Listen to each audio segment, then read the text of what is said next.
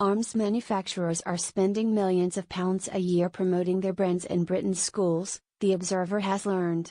The companies, which between them have sold tens of billions of pounds of weapons to overseas governments, including those with poor human rights records, sponsor a series of school events at which their brands are prominently on display. In addition, they issue teaching materials for use in classrooms that promote the defense sector, sponsor competitions and award prizes.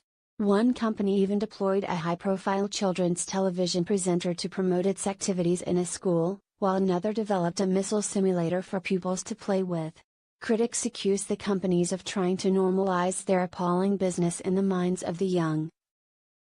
But the body representing the defense sector says such an approach is vital if the UK is to produce a future generation of engineers. The fact that companies that arm and support human rights abusing regimes are targeting children is extremely concerning, Andrew Smith, COT. When these companies are promoting themselves to children, they are not talking about the deadly impact their weapons are having, said Andrew Smith of Campaign Against Arms Trade. Many of these companies have profited from war and fueled atrocities around the world. Schools are vital to our society and should never be used as commercial vehicles for arms companies.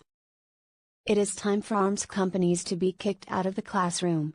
BAE Systems, Europe's largest arms company whose fighter jets are currently being used by Saudi forces in Yemen, where there have been large numbers of strikes on civilian buildings, visited 420 schools across the UK last year and prepared lesson plans for children as young as 7.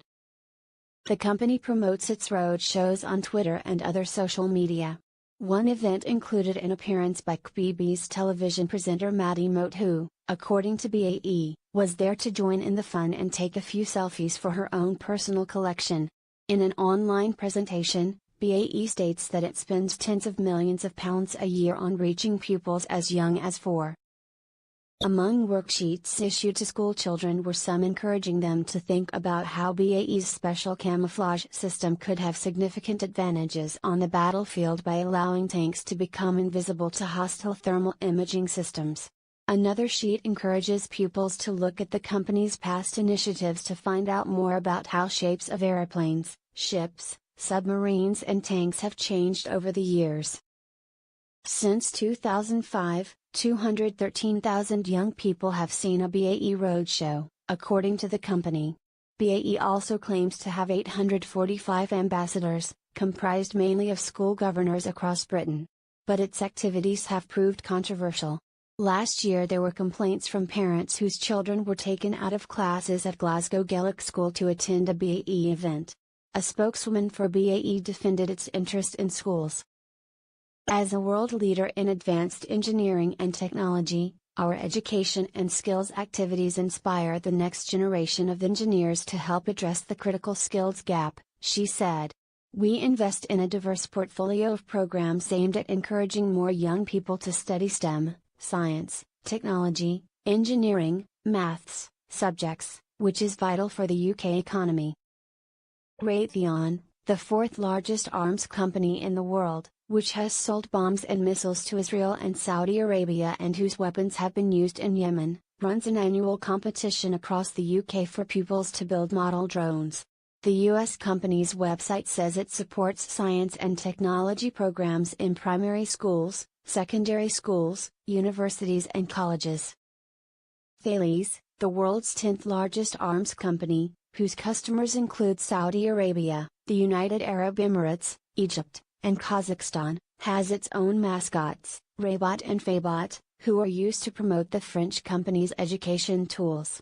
It produces teaching resources and lesson plans for teachers, sponsors the Big Bang Fair and regional events across the country, and has designed a missile simulator as a new activity for children to play with that related to our work and would help inspire them to consider engineering for a future career.